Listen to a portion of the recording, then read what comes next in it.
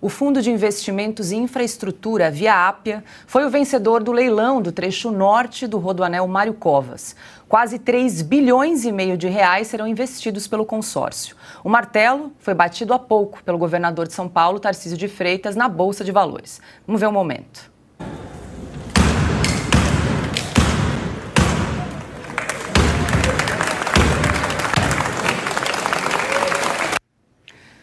O trecho tem 44 quilômetros de extensão e envolve os municípios de São Paulo, Guarulhos e Arujá.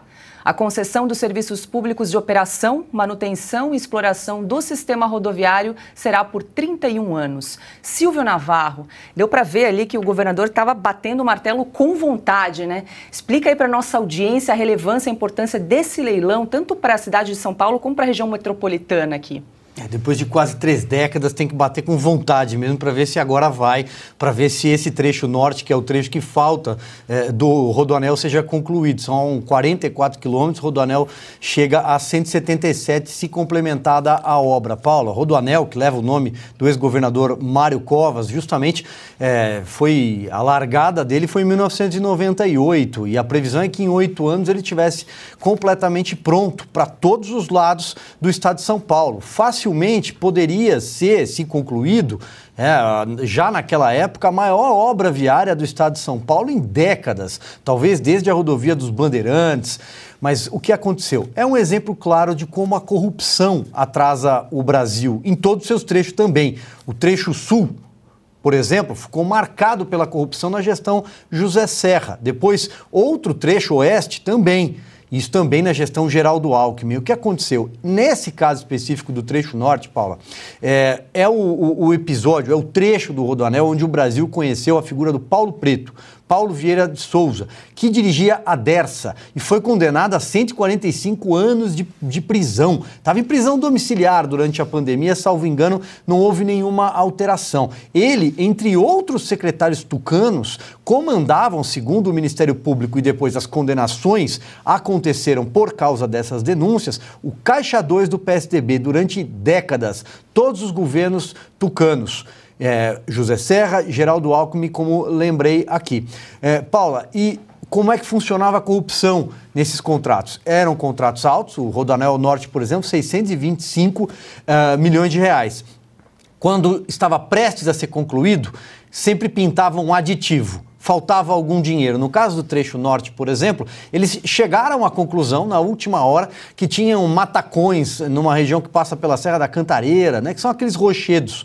Isso está lá desde sempre, e havia estudos de impacto ambiental, mas eles concluem que, não, precisamos de mais 400 milhões em aditivo. O que acontece? Metade sumia desse dinheiro. Esse dinheiro, obviamente, irrigava, abastecia campanhas tucanas aqui no estado. Então, espero que dessa vez seja concluído de uma vez por todas. Esse trecho norte envolve especialmente a região de Guarulhos, que tem uma enorme demanda até por causa do aeroporto internacional, é um hub logístico do estado. O Guarulhos é o segundo PIB de São Paulo, e também os municípios subsequentes como Arujá. Coronel Gerson, mais uma boa notícia aqui para o estado de São Paulo. Então, a Via Ápio foi a vencedora do leilão do trecho norte do Rodoanel. Quase 3,5 bilhões vão ser investidos, então, nessa obra. É verdade. Eu creio que também muito dessa forma, né, que o Tarcísio se expressa ali, batendo o martelo com aquela violência toda, ela também externa um pouco da sua indignação com a dificuldade que ele presencia em São Paulo de colocar para frente vários dos projetos que ele tinha como ministro da Infraestrutura. E o mais emblemático deles, não tem a menor dúvida, é exatamente a privatização do Porto de Santos, que o ministro Márcio França, por exemplo, já o aconselhou a desencanar desse assunto, a esquecer esse assunto, porque o contexto do governo atual não é um contexto de privatização, ou seja, de retirada do protagonismo do governo central desse tipo de empreendimento, que só em São Paulo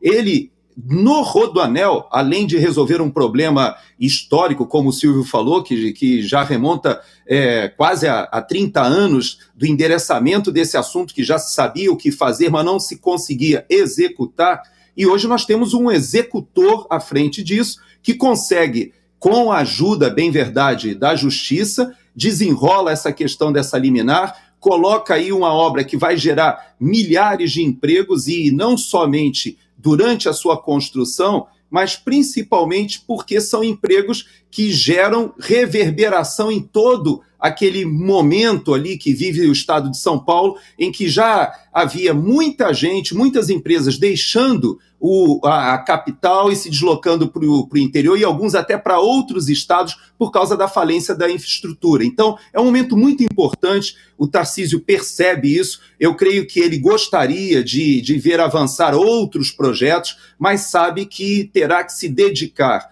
ao estado de São Paulo, sabendo que haverá no governo federal um freio de mão puxado em muitos daqueles projetos que ele sonhou enquanto ministro do governo Bolsonaro. Augusto Nunes. Ele já foi acusado pelo consórcio da imprensa de reiniciar obras interrompidas, que é o sonho dos brasileiros, um velho sonho. Ele fez isso como ministro. Aliás, ele trabalha, é sempre bom lembrar, nessa área de infraestrutura, desde o governo da Dilma Rousseff. E de vez em quando ele é acusado. Assim. Ele trabalhou na Dilma Rousseff. Sim, ele é um exemplo de que é possível ser honesto até no governo de ladrões. Ele trabalhou no governo Temer, ele trabalhou também, Silvio, você lembra? Temer, agora não me lembro de cabeça. A Dilma, com certeza, no DENIT. Talvez, ele trabalhou no governo Temer porque ele continuou. Ele continuou.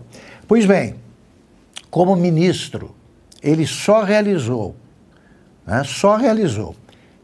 e foi acusado, repito, de, por exemplo, ter concluído aquela estrada que liga Cuiabá a Santarém, que todo ano merecia uma manchete na primeira página dos jornais, porque a chuva tinha interrompido o trânsito, com uma foto enorme de caminhões bloqueados.